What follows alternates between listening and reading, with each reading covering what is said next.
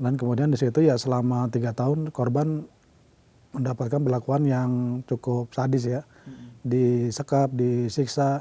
Setelah konser itu sempat dibawa ke rumah, dikenalkan ya sama korban itu ke keluarganya, ke orang tuanya. Memang saya pikir si pelaku itu memang ya seperti serigala ya, dia manis-manis di awal gitu kan. Bilang ke keluarganya kalau dia mau dimutasi, ternyata dia nggak dimutasi, tapi pelaku ini itu ngajuin surat resign. Assalamualaikum warahmatullahi wabarakatuh, Sobat Sindo, ketemu lagi di Sindoskop bersama saya Andri Susanto dan saya tidak sendiri, saat ini saya bersama dengan 3 orang rekan-rekan dari Sindo News. Ada Mas Sunu, ada Mas Joni dan juga ada Mbak Raisa. Dan kita akan membahas kasus yang memang lagi ramai, baik itu di media mainstream maupun di media sosial terkait soal penganiayaan seorang perempuan yang berasal dari Ranca Ekek gitu ya, terus kemudian dia dianiaya oleh pacarnya ya, Taufik Hidayat kita sebut, dan sudah tertangkap juga sebenarnya Taufiknya. Cuman yang menjadi diskusi publik saat ini adalah kok bisa sih Taufik ini tega menganiaya korbannya, menyekapnya hingga 3 tahun, dan kenapa sih itu bisa terjadi? Nah, ini kita mau diskusi dan ngobrol-ngobrol nih, mas-mas, mbak semuanya nih. Nah, ini mumpung ada Mbak Raisa juga, mungkin nanti kita akan coba bedah gitu ya dari sisi atau POV-nya seorang perempuan. Nah, itu gimana sih? Nah, mungkin awalnya Mas Sunu dulu kali ini, soal kronologisnya Mas. Ini sebenarnya terungkapnya kasus ini tuh dari mana sih awalnya? Awalnya si tersangka ini, Taufik Hidayat ini kan pengen membawa korban ini yang dia sebut bahwa dia itu kalau dia menyebut di lingkungan kosnya itu sebagai istrinya, padahal kan pacarnya ya.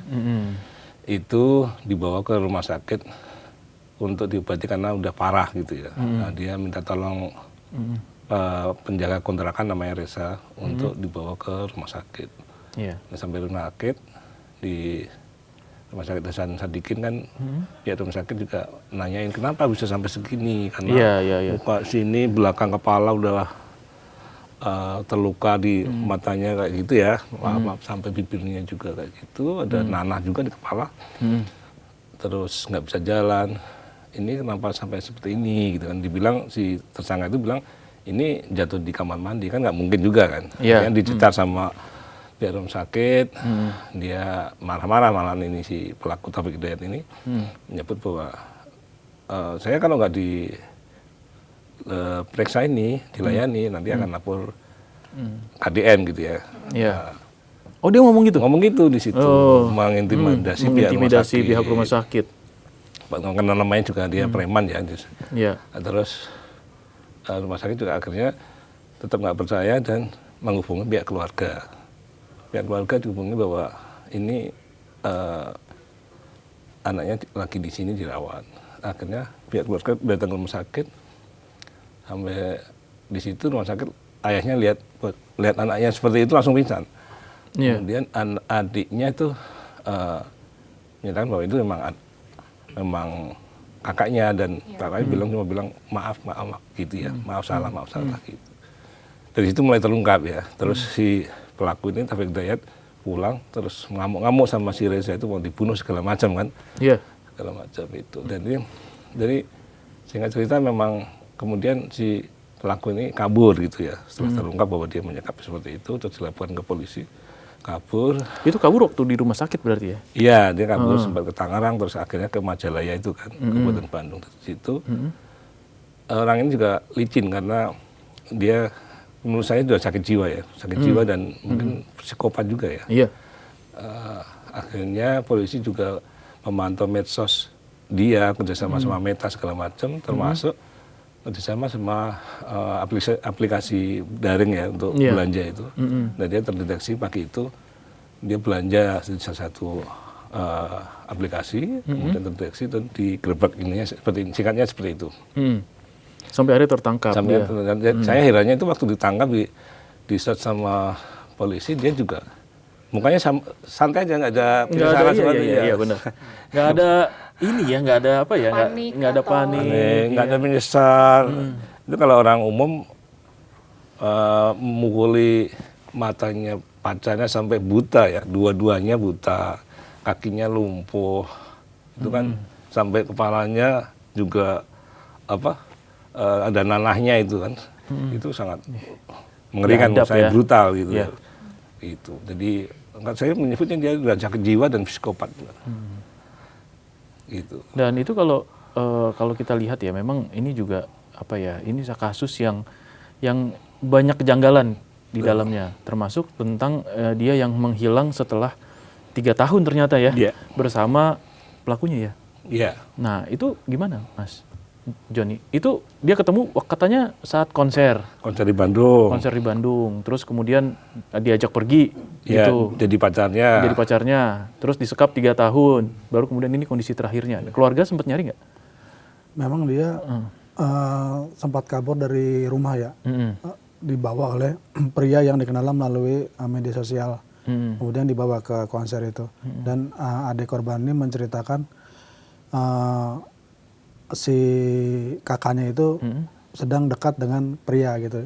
Jadi dia kabur tanpa sepengetahuan tentunya ya, dari pihak ke orang tua atau ke keluarga, dibawa kabur hingga keduanya mengontrak nih di Cilenyi, di tempat pelaku.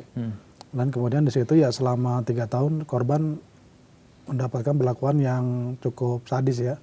Disekap, disiksa, kemudian dilakukan kekerasan. Mungkin juga polisi bisa menyelidiki ini apakah ada kekerasan seksual yang dialami oleh korban. Jadi tidak hanya kekerasan di luar yang terlihat kan, seperti wajahnya, terus kepalanya, terus dia juga lumpuh. Dan ini cukup sadis ini.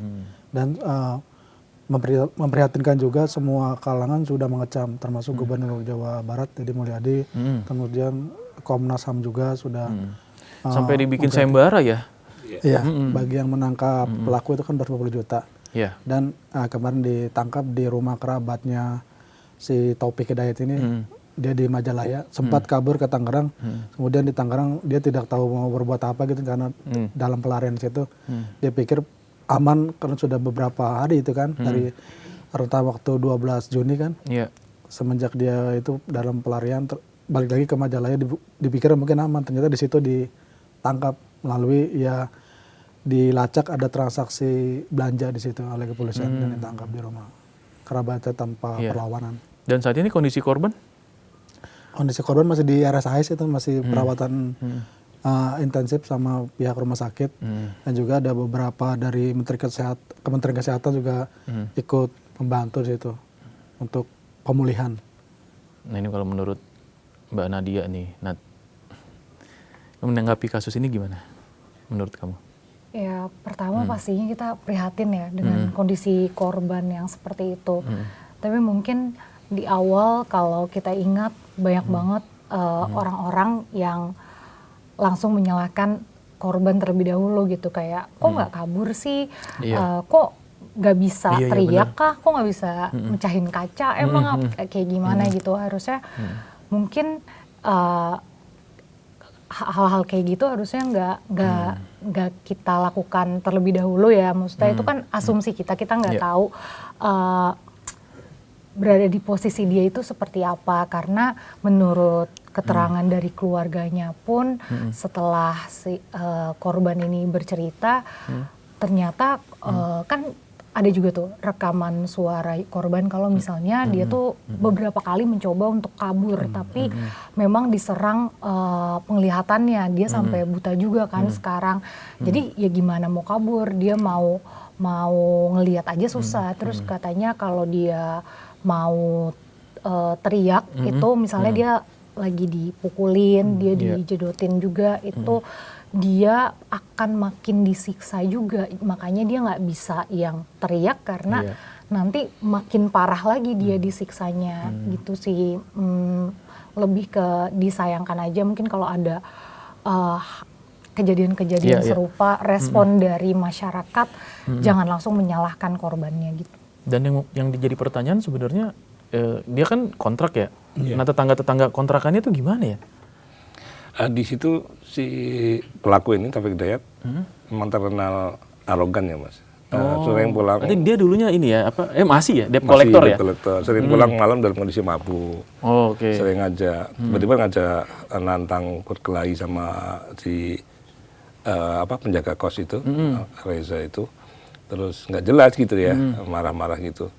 Nah, anehnya juga dari pengakuan korban itu bahwa hartanya udah habis dipakai sama pelaku, misalnya ada sepeda motor, ada iPhone, segala macam itu udah dipakai untuk pelaku gitu ya. Diporotin itu. Memang setelah konser itu sempat dibawa ke rumah, dikenalkan ya sama korban itu ke keluarganya, ke orang tuanya. Oh, sempat dikenalin? Sempat dikenalin, bawa ke rumah. Nah, memang saya pikir si pelaku itu memang ya seperti serigala ya, dia manis-manis di awal gitu kan.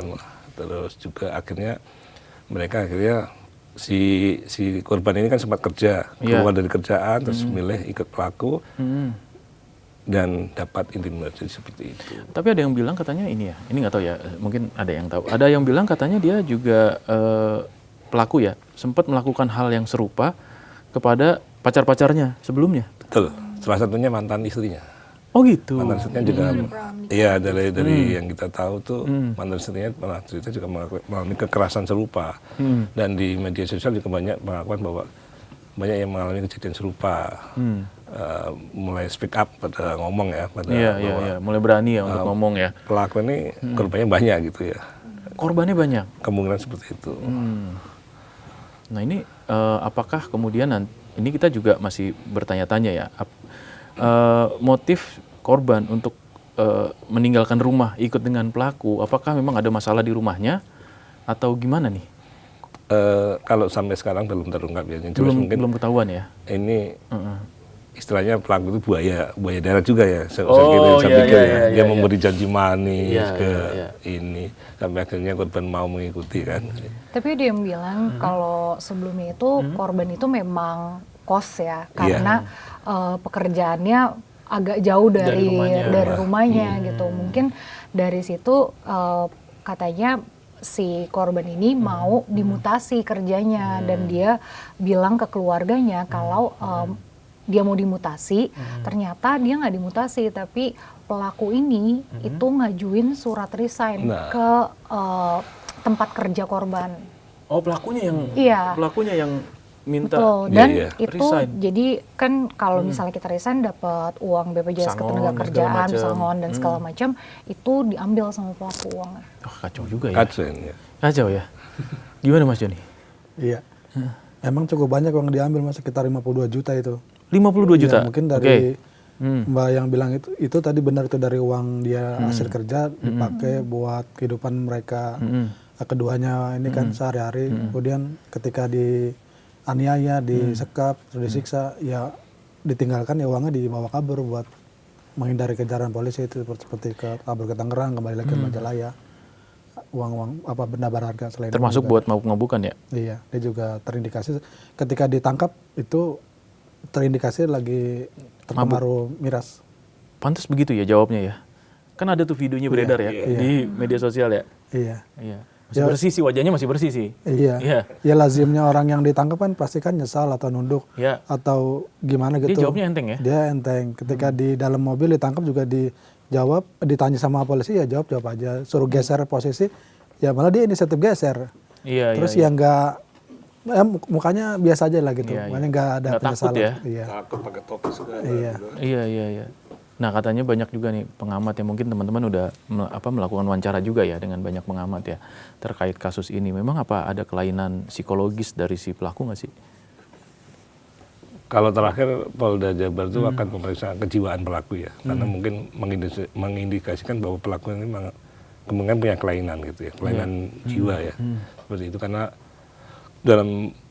selama 3 tahun itu proses penyiksaannya terus menerus dan korban kan mengaku hanya sekali sehari dikasih makan gitu, itu jadi menurut saya udah kehilangan rasa kemanusiaan, udah hilang dari pelaku ini gitu. Tapi apa motifnya gitu loh, pertanyaan selanjutnya ya? Tapi mungkin motif utamanya berarti uang nggak sih? Kalau dari ceritanya dia Ya, morotin. kalaupun motif utamanya uang, kan dia udah mendapatkan uangnya kan. Iya. Maksudnya dia bisa aja meninggalkan korbannya, gitu. Tetapi kan enggak kan. Dia keep itu selama 3 tahun, gitu.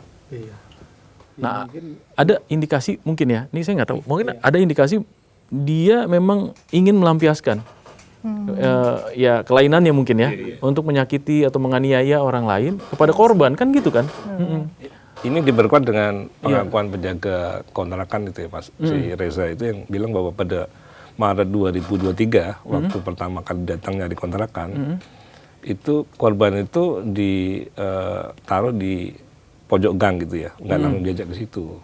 Setelah nego deal, harga segala macam udah dibayar, dan dia bilang itu istri saya gitu ya, itu korban baru diajak. Itu pun jalannya udah tertatih-tatih gitu ya. Berarti kan udah disiksa itu sebelum masuk situ. Sebelum 2023. sebelum dikontrakan itu, berarti kan udah disiksa. Berarti lebih lama dari 3 tahun dong Iya, berarti lebih, iya. penganiayaannya. Iya, itu. Itu indikasinya seperti itu ya. Iya, udah jalannya udah tertatih-tatih, susah-susah jalan. Kacau banget ya. Ya biasanya kalau pelaku kekerasan itu kan itu kan lihat ke belakang dari bayang-bayang masa lalu Mas. Mungkin ini si pelakunya ini dia korban bullying atau pernah mengalami kekerasan. Iya. Jadi ketika dia beranjak dewasa, ini pelampiasannya ke orang lain atau ke korban. Apalagi mungkin juga dari lingkungan dia, background keluarganya ya si pelaku. Apakah dia mengalami kekerasan itu harus diselidiki juga oleh pihak kepolisian. Kemudian yang kedua, dia juga pernah melakukan kekerasan ke istrinya. Jadi emang ya mungkin apa ya, dia semacam kalau melihat wanita dia dari luar tekanan ini, dari luar dia dilampiasannya ke korban yang lemah atau kepada istrinya, kepada perempuan gitu.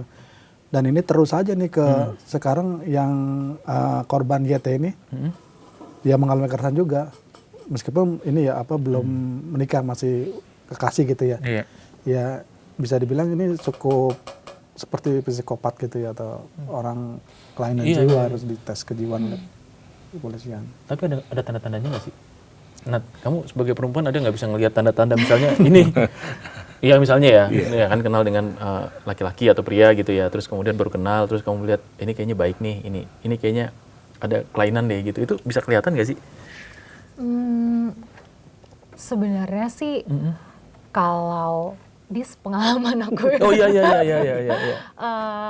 mungkin lebih ke general juga, nggak harus untuk pasangan, tapi untuk sebagai teman. Mungkin kalau kita ngelihat orang yang short temper gitu, yang gampang marah, gampang meledak-ledak, pasti secara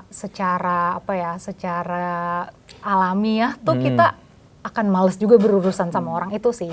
Itu paling gampangnya. Jadi kalau kita ngelihat orang yang emosian dan ya cepet marah gitu, menurut aku itu udah salah satu red flag ya gitu. Nah tapi gimana kalau misalnya ya kayak apa ya, yang misalnya lawan jenis terus dia manis gitu di awalnya, kalau istilah zaman sekarang mungkin love bombing. Love bombing, dia di awal sangat coba kamu jelasin sweet, love bombing itu gitu. apa nih? Oh, love bombing. Ini Love bombing tuh misalnya generasi ini nggak paham kayaknya. love bombing tuh misalnya jadi misalnya ada cowok nih, kebanyakan cowok sih, misalnya cowok mendekati cewek nih, terus si cowok ini di awal itu sangat effort gitu, sangat berusaha ngasih barang-barang atau antar jemput atau yuk usahalah, menyenangkan ininya betul, lah ya. terus kayak ngasih ngechat tiap hari, pokoknya bener-bener effort lah gitu. Tapi ternyata di balik itu dia ada maksud lain gitu, nggak selalu maksud lain, entah tiba-tiba. Kalau sekarang sih kebanyakan ghosting ya abis itu. Nah kalau di case-case tertentu bisa aja ternyata dia itu sangat posesif dan cenderung ya bisa jadi kayak gini gitu, bisa jadi ada kekerasan ternyata, terus dia gampang marah, terus dan segala macam yang bisa aja ujung-ujungnya jadi berujung kekerasan gitu. Nah, gimana cara lihatnya? Aku pun alhamdulillah nggak tahu karena nggak pernah mengalami ya gitu. Tapi mungkin buat teman-teman di luar sana khususnya perempuan bisa bisa lihat dari apa ya, dari cara Perilaku dia ya? memperlakukan orang lain juga sih, gimana Oke. gitu kan. Maksudnya kayak si pelaku ini ya, Iya. si pelaku ini dia kan terlihat dong, dia katanya kasar juga sama orang gitu, terus apa namanya, Suka mabuk-mabukan. suka mabuk-mabukan, masa nggak bisa lihat sih habit-habit seperti itu gitu. Iya, iya. Ya lihat aja dari bagaimana cara dia bergaul dengan orang-orang lain gitu sih. Bagaimana dia memperlakukan orang lain itu kan cerminan ya sebenarnya ya. Dan yang jelas jangan gampang percaya ya sama Laki-laki orang ya, itu sama kan, laki-laki ya? Siapa aja sih. Kalau saya mau nambahin sama ini tadi Iya. bahwa biasanya pria-pria seperti itu pintar memanipulasi gitu Mas ya. Iya, itu dia. Manipulasi Benar. dan pintar berdrama juga kan. Pintar main, awalnya manis terus nanti dia bikin semacam drama, pintar mengelabui dan berbohong juga gitu. Jadi ya kita harus waspada lah. Dan iya, tapi memang betul tuh memanipulasi juga artinya memanipulasi korban juga untuk merasa ketergantungan terhadap dia. Iya. Ya, sepertinya sih kayak gitu ya kejadiannya ya. Sehingga korban juga akhirnya juga sulit untuk lepas gitu. Mungkin ada upaya gitu, mungkin memang sudah dilakukan. Tetapi kan harusnya di awal-awal kalau tadi kita dengar ceritanya Mas Unu kan ketika dia mau pindah ke kontrakan itu kan dia sudah dalam kondisi yang sebenarnya sudah ada tindak kekerasan di situ gitu kan. Nah, ketika itu tapi mungkin dia juga susah lepas dengan si pelaku ya. Dan manipulasi itu mungkin yang dilakukan oleh pelaku terhadap korbannya. Terus menerus itu. Terus-menerus gitu sehingga akhirnya menimbulkan keyakinan mungkin ya. Iya, ya mungkin kalau sekarang orang-orang bilangnya itu toxic relationship ya. Banyak Iya. orang yang tetap memilih bertahan di toxic relationship gitu. Wah, ini pengalaman. Kenapa? Karena mungkin mereka tahu itu buruk untuk mereka, tapi mereka familiar dengan perasaan yang seperti itu gitu. Dan itu banyak faktornya sih. Iya. Banyak yang bilang ini aku baca-baca aja ya, aku bukan psikolog, aku nggak tahu juga. Tapi banyak yang bilang kalau misalnya perempuan yang misalnya nggak punya figur ayah dalam hidupnya, tangki cintanya nggak penuh gitu, dia akan mencari orang lain. Jadi saat dia dapat cinta dari seorang pria misalnya yang tadi love bombing dan segala macam, dia ngerasa kayak orang ini nih sangat gue butuhkan ya gitu, sangat saya butuhkan ya.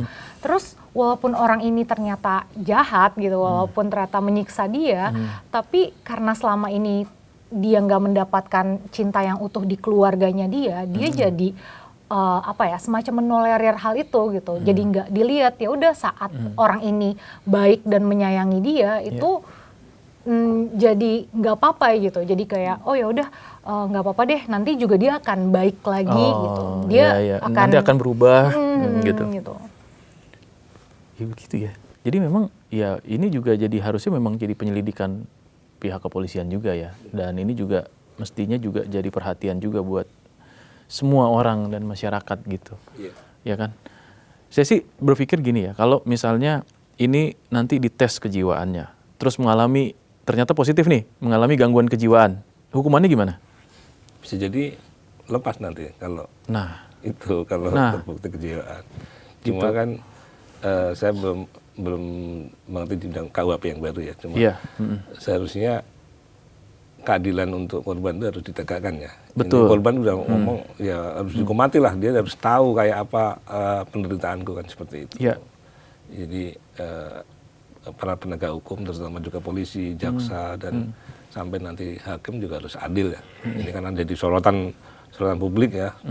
Kalau misalnya sampai diampuni, waduh ini nggak bisa lah menurut saya ya. Iya. Kalau Mas Joni? Ya karena ini menjadi sorotan publik ini, ya memang semua menuntut pelaku dihukum gitu seberat-beratnya. Karena sudah membuat kritis korban orang lain gitu kan. Dan juga ini jadikan pelajaran terhadap, ya tadi dibilangkan perempuan harus melihat itu backgroundnya pria ketika berkenalan, dan ketika itu terindikasi jahat atau berbuat kasar kan bisa langsung mundur atau mencegah itu sedini mungkin begitu. Jadi pemerintah juga mungkin lebih aware juga ya, mengedukasi masyarakat, perempuan, anak gitu, agar membentengi diri dari perilaku-perilaku kasar dari orang-orang di luar itu. Kalau Nadia gimana, Nat? Kalau menurut aku sih, walaupun misalnya nanti si pelaku ini terindikasi ada gangguan kejiwaan, tapi kan ada batasannya juga ya, gangguan kejiwaan itu apa gitu. Maksudnya sekarang aja mental illness kan ada macam-macam gitu. Ya menurutku tetap harus mendapatkan hukuman yang setimpal sih gitu. Toh dia masih punya akal sehat untuk nyari kosan, untuk bisa nipu, untuk bisa ini, berarti dia masih punya kesadaran gitu kan. Ya, dan ini mudah-mudahan kasus yang terakhir ya, yang tidak lagi terjadi. Bagaimana kemudian ini toxic relationship ya, kalau tadi kata Nadia ini, ya itu udah harus ada deteksi dininya ya, Nat ya. Deteksi dini, dan kita udah bisa lihat bahwa oh ini nggak bener nih kalau dilanjutin gitu kan misalnya. Terus kemudian ya udah, berarti artinya ya cukup diselesaikan di situ ya, jangan sampai kejadian atau terjadi hal-hal yang tidak diinginkan seperti ini gitu. Nah mungkin apa pesan-pesan buat perempuan? Nah ini. Kalau saya perempuan harus berani melawan, Mas. Berani melawan. Kalau kira-kira ini kekasihnya kok agak lain ya, kok mulai dia main tangan ya, udah intimidasi, terus juga sering mungkin dia komunikasi telepon nggak bisa, terus marah-marah, terus nggak jelas neror juga, kamu di mana, posesif segala macam. Kalau memang nggak cocok, tinggalkan gitu ya. Jangan sampai main hati, tapi aku nggak mau kehilangan dia, jangan. Itu masih banyak pria masih banyak itu pria stoknya laki-laki masih banyak gitu. Terus juga harus berani lawan. Terus kalau memang diteror juga laporkan aja kalau diteror kan. Biar orang-orang seperti ini kan sukanya neror ya, neror lewat telepon, lewat kerjaan segala macam. Akhirnya kan seperti disampaikan tadi kan, dia melaporkan pacarnya untuk mengundurkan diri. Iya, kan bisa-bisanya loh. Bisa-bisanya itu seperti. Dia bikin dilawan surat resign-nya. Iya. Kalau Mas Unu? Iya, mungkin korban di samping harus berani melawan juga harus melapor ya sekarang. Apalagi itu kan dibawa di kontrakan, meskipun kontrakannya di tempat yang tersembunyi kan bisa melakukan berbagai cara lah, kabur atau ngapa. Jadi biar ada alarm atau indikasi bahwa ini ada pelaku kekerasan di sini gitu ya. Jadi masyarakat juga tahu, dan juga masyarakat harus aware dengan lingkungan sekitar. Nah itu yang paling penting tuh. RT, RW. Jadi sebenarnya itu bisa didata, Mas. Jadi ketika ada warga baru kan bisa didata itu. Walaupun itu kos-kosan atau kontrakan ya? Iya, kos-kosan, kontrakan, atau seenggaknya 1x24 jam harus lapor RT atau RW setempat itu. Iya. Atau kan dia bener nikah atau enggak, kan gitu. Bisa dipantau itu kan melalui KTP atau KK nih. Hubungannya seperti apa, menikah atau di luar nikah atau apa kan, kerabat bisa di itu. Itu sih yang paling mendasar itu. Jadi di tingkat bentengnya di bawah dulu tuh, Mas. Jadi tingkat lingkungan dulu lebih aware gitu. Nah kalau pertanyaan untuk Nadia agak beda nih. Untuk para laki-laki. Oke. Pesan untuk para laki-laki ya. Hargai perempuan tentunya, seperti kalian menghargai ibu kalian. Terus